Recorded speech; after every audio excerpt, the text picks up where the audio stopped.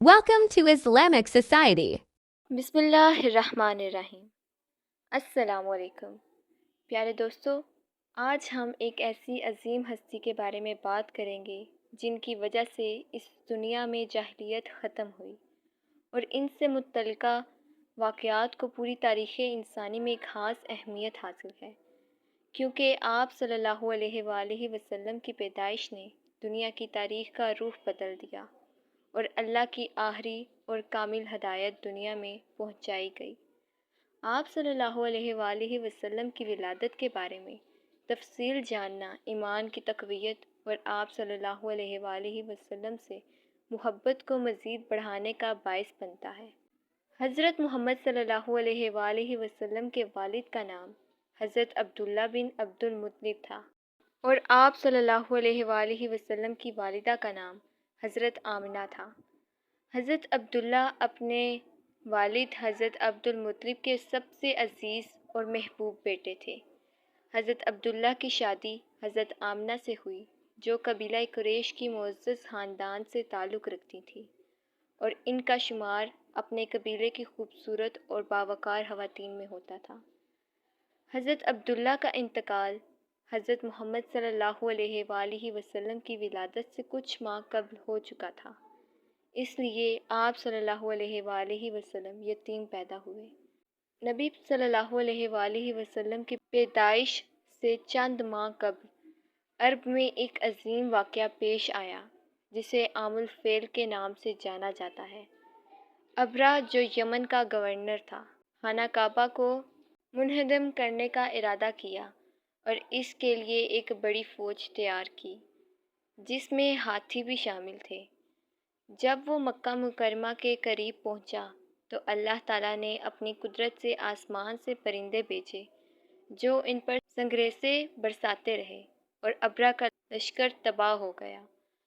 یہ واقعہ نبی کریم صلی اللہ علیہ وآلہ وسلم کے پیدائش کی نشانیاں تھیں اور یہ ظاہر کرتا تھا کہ اللہ تعالیٰ نے مکہ کو خاص اہمیت عطا فرمائی ہے۔ حضرت عبد المطلب، جو نبی صلی اللہ علیہ وآلہ وسلم کے دادا تھے، خانہ کعبہ کے متولی تھے اور مکہ مکرمہ کے سرداروں میں شمار ہوتے تھے۔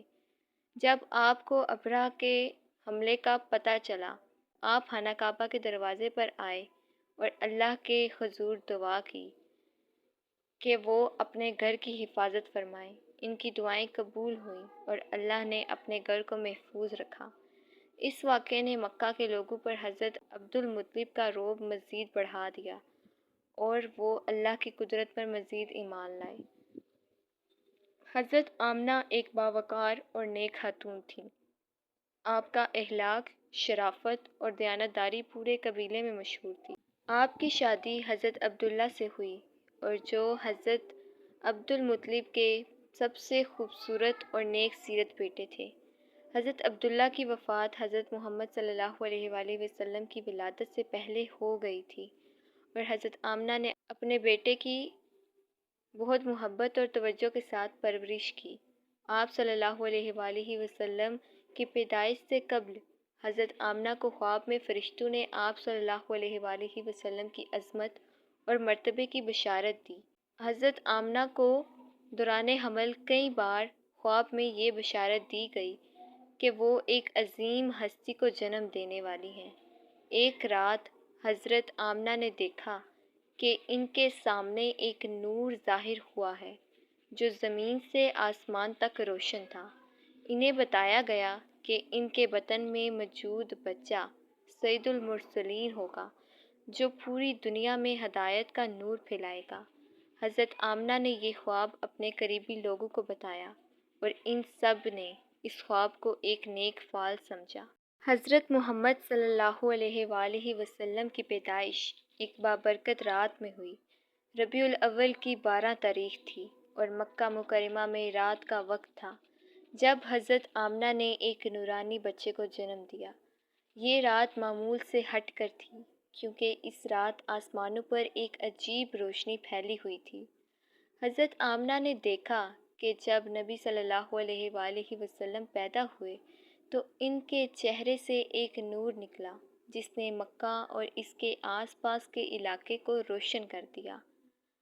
حضرت محمد صلی اللہ علیہ وآلہ وسلم کی پیدائش کے وقت عجیب و غریب اور موجزانہ واقعات رونما ہوئے جو اس بات کی نشاندہی کرتے تھے کہ دنیا میں ایک عظیم ہستی کی آمد ہو چکی ہے۔ ان میں سے کچھ واقعات یہ ہیں۔ کسریٰ کا محل لرز گیا۔ ایران کا بادشاہ کسریٰ ایک عظیم محل میں رہتا تھا جس کے 14 قصر تھے۔ نبی صلی اللہ علیہ وآلہ وسلم کی ولادت کے وقت یہ محل لرز گیا اور اس کے 14 حصے گر کر تباہ ہو گئے۔ یہ واقعہ اس بات کا اشارہ تھا کہ جلد ہی فارس کی بادشاہت کا زوال ہونے والا ہے۔ To watch the next part of this video, like this video and subscribe my channel.